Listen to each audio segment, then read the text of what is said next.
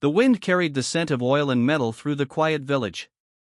On the outskirts, where the cobblestone roads ended and the forest began, a small dragon girl huddled beneath the gnarled roots of an ancient oak. Her mother lay nearby, scales dulled and breaths shallow. Tears streaked the little dragon's face as she peered at the figure emerging from the workshop down the path. "Don't cry, Mama," the little dragon whispered, her small wings trembling. Maybe that human will help us." The human, a mechanic by trade, wiped his hands on a rag as he noticed the unusual sight.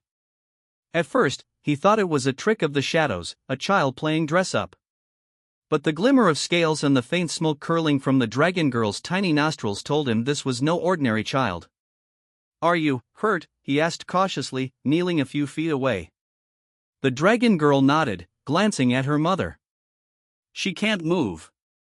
Something went wrong in the forest. The fire. It burned too close," her voice cracked as she tried to explain. "Please, can you help?"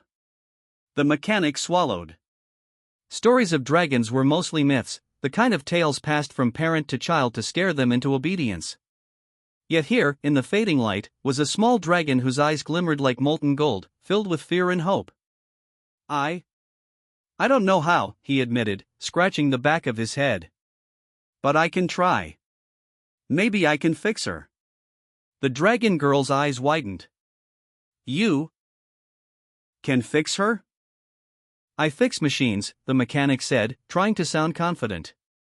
"But maybe I can figure out something for a dragon, too." Carefully, he approached the dragon mother, inspecting her scales, the way her wing hung awkwardly, the uneven rise and fall of her chest. To his surprise, he noticed faint gears and mechanical components fused with her body, a creation from an age when magic and machines intertwined, now rusted and broken. "This is amazing," he murmured. "You're not fully organic." "I think I can repair this." Hours passed as he worked, tending to the dragon mother with tools designed for engines rather than living creatures. He oiled joints that had stiffened, replaced corroded gears with delicate hand-forged pieces, and whispered encouragements as if the dragon could understand him. The little dragon sat beside him, offering sparks from her tiny fire to light the darkest crevices. Finally, with a metallic sigh, the dragon mother stirred. Her eyes fluttered open, revealing a soft amber glow. She tried to move, flexing her wings cautiously. "You did it," the little dragon breathed, hugging her mother's scaly neck. "You really did it." The mechanic smiled, exhausted but elated. "I guess we fixed her." But the relief was short-lived. A shadow fell over the clearing. From between the trees, a massive dragon, black as midnight, with eyes like molten iron, descended, wings creating gusts that rattled the village houses. His voice rumbled like an approaching storm. "Who dares touch my kin?" The little dragon whimpered, hiding behind the mechanic. Her mother rose, but her movements were still slow and stiff. The mechanic stood, though trembling slightly. I only wanted to help." The black dragon's gaze fell upon him, sharp and accusing. "Humans, always meddling in things they do not understand." I didn't mean harm," the mechanic stammered. "She was broken. I just wanted to help her." The little dragon's mother, despite her fatigue, stepped forward. "He saved me," she said in a voice like clashing bells. "He saw me in pain and helped, when none of your kind would even look." For a long moment, silence hung over the clearing. Then the black dragon's wings drooped slightly. "You repaired me?" "I repaired what I could," the mechanic said honestly.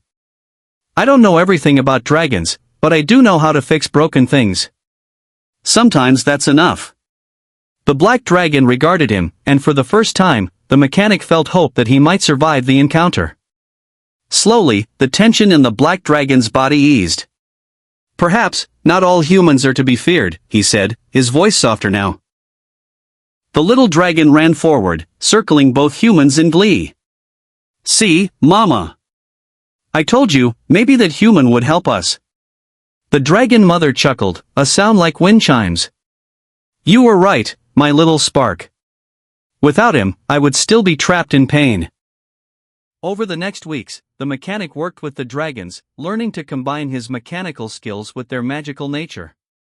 Together, they repaired broken wings, restored fire cores, and even modified small mechanisms that allowed dragons to communicate more clearly with humans.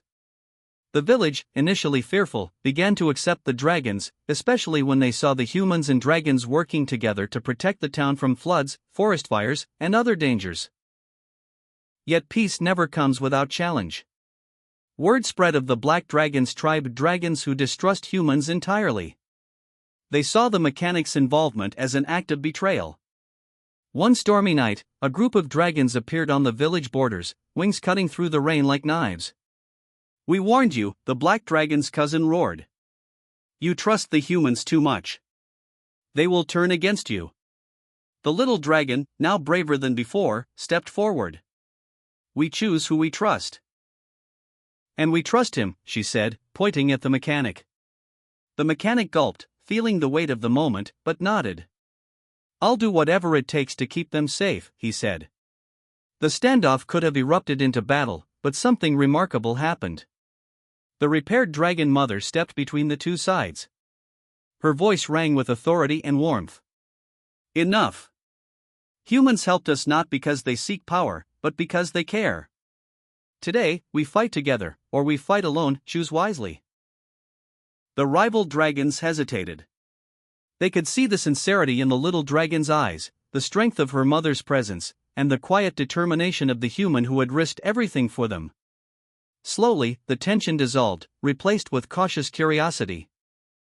By sunrise, an uneasy alliance had formed.